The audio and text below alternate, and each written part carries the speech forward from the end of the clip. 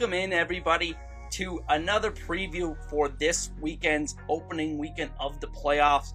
This one between the Calgary Stampeders and the Saskatchewan Roughriders. Really quickly before we get started, if you want to support the channel, the best way to do it is by hitting the like button and subscribing to Hussey's Huddle for more content just like this. Going to be bringing it all playoffs long. And with that said, let's get into today's preview with what you need to know. So this game is on Sunday, November 28th at 4:30 p.m. following the conclusion of Hamilton and Montreal. Really excited for both of these games. The game is going to be taking place at Mosaic Stadium in Saskatchewan, where the Stampeders, who are 8-6, travel to the Saskatchewan Roughriders, who are 9-5.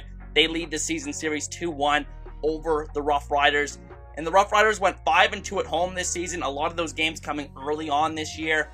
One of those losses at home, though, was to Calgary. Keep that in mind. And then the Stampeders were actually a really strong road team this year. Went 5-2 on the road, including a lot of big victories in the second half of the season. For the Stampeders, they're seeking their first playoff win since the 2018 Grey Cup, where they beat Ottawa. And for the Roughriders, they're looking for their first playoff win of the Cody Fajardo, Craig Dickerson, sorry about that, era. So it's going to be really interesting to see. A lot of storylines going into this one. Let's get into the team stats. So for the season, the Roughriders finished 8th in the league in terms of total offense. Kind of surprising that the yardage total was that low compared to the rest of the league. For Calgary, they finished 4th, which was also surprising given that they really struggled on offense in the first half of the season, but really shows you how well they picked that up through the second half of the season. And Bo Levi-Mitchell at quarterback getting more healthy. We'll talk about him more in a second. For passing offense, the Stampeders were 2nd in the entire league. Again, pretty surprising to me. But for rush offense, they were only 8th. So, I mean, I don't think that is a big reflection of how well this team ran the ball this year. I think it's just the fact that they don't run the ball very much, which maybe they should if they actually did get some good production out of the running game this year when they did use it. So keep an eye on that in this game. And then for the Roughriders, finishing 8th in pass offense, you just saw through the second half of the season, the first few games this year were filled with explosive games from Cody Fajardo in this passing offense, but then that really petered out through the rest of the season, and the result is an 8th place finish in the passing offense in the CFL. In terms of rushing offense, you'd think Saskatchewan's rushing offense would be a little bit better with William Powell, but he had a little bit of a down year, but as we'll talk about in a minute, he is still very crucial to their success going forward into these playoffs, I believe. And then for total defense, look how close these two teams are. Literally like a yard throughout the entire season is their average allowed yards per game. I mean, not much to say here other than Saskatchewan being ranked 9th in pass defense. I don't think that is a true reflection of how good this pass defense is. I think it's a pretty good secondary. I think the thing is with them is that they were leading a lot in games, giving up a lot of yards late, and that's what allowed them to give up a lot of yards this year in the CFL in terms of the passing game. The rush defense still very strong with Micah Johnson up front. Really strong defensive line that replaced the loss of Charleston Hughes admirably this year. So it's going to be fascinating to see how the Saskatchewan defense factors into this game this week. And then for Calgary, I think they're better than what their ranks show as well. I think it shows you that they're a pretty average in terms of yards allowed. But I think this is what I was getting to in my other video. If you watched that one, I said, yardage statistics aren't the best ones to measure a team's performance by, but these are just easy ones to track and just give you an idea of where this team finished in the season. So again, pretty close in terms of the matchups here, and I'm really excited to get into the quarterback comparison here with Bo Levi-Mitchell and Cody Fajardo. A very dichotomous matchup here between the two sides. One quarterback, very experienced, won multiple Grey Cups, into multiple Grey Cups in Bo Levi-Mitchell versus the young gun, Cody Fajardo, who is not that young because he's been in the league for quite a few years, but this is only his second season as a starter in the CFL.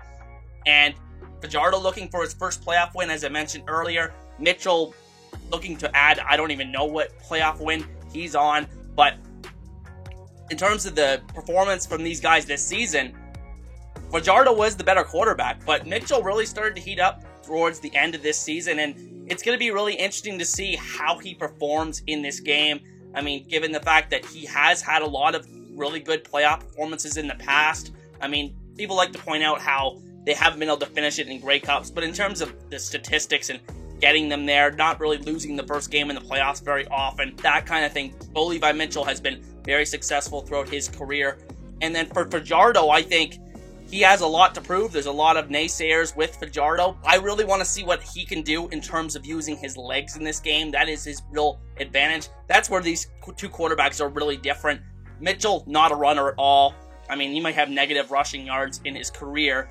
And then Fajardo, I think, was the leading rusher for a quarterback in the league this season. So watch out for that. And that's one thing I didn't really include here, but I just wanted to mention that because that could play a major role in Saskatchewan having success offensively in this game. Now let's talk about the keys to the game. 3 matchups that I think are going to be really crucial to deciding how this game plays out.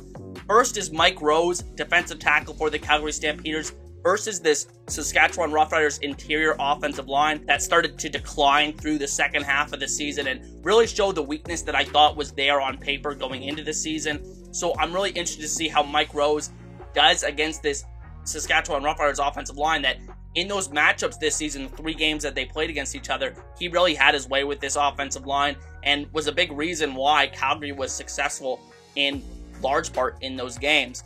And then the second one I want to talk about is Bo Levi Mitchell versus safety Loucheiz Purifoy. You could have put Nick Marshall here as well, because I think one key thing with Mitchell this year has been the turnovers. I mean, you look at the 13 interceptions, but he just made a lot of poor decisions this year.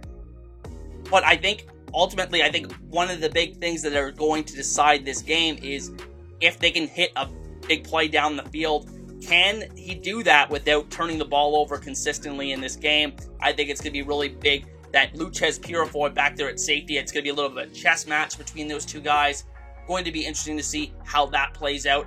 And then the third thing is William Powell, running back for the Saskatchewan Roughriders, versus these 2 great linebackers for the Calgary Stampeders in Darnell Sankey and Jameer Thurman. These guys are going to be trying to chase down William Powell all day. And William Powell, he's just a really important guy for the pacing and the structure of this offense.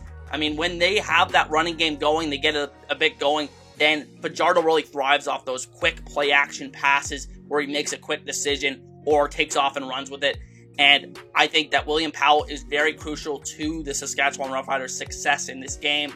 And Darnell Sankey and Jameer Thurman, these guys have been playmakers all season long. Darnell Sankey just named a Division All-Star. Really happy for that guy. And I'm going to be really interested to see who comes out on top in this matchup, because I think for Saskatchewan to have success offensively, they're going to have William Powell and the best version of himself. And then finally, I just want to highlight an X factor for each team here. For the Calgary Stampeders, I think Kamar Jordan, wide receiver, is going to play a potentially big role in this game. He had a pretty slow second half of the season after having a great first half of the season. Then he started to get banged up, miss games here or there. But on paper, he's one of the best receivers in the entire CFL when he's out there, when he's healthy. With the addition of Reggie Begelton, I think that the Roughriders may be keying on Reggie Begelton a lot, as you saw a couple weeks ago, Bo Levi Mitchell really targeting Begelton, trying to get him involved in this offense. And I think that if the Roughriders key on him, I think you could really see Kamar Jordan have a big game in this one. He could be the guy that breaks this game open with a big play here or there.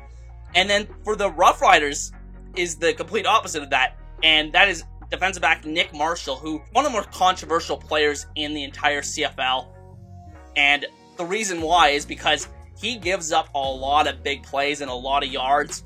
But the thing is, he can also make an incredible play here and there where, you know, he could completely change a game around with a pick 6. I'm really interested to see if he's the guy that forces Bo Levi Mitchell into a turnover in this game, or does he cost his team with a big given up play down the field. So I'm really interested to see how he performs in this game, and these are just 2 guys I really wanted to highlight in this game. And with that said, let me know in the comment section who you think wins this week, Saskatchewan or Calgary. I'm going to be giving my prediction in the next video where I do my full Grey Cup predictions.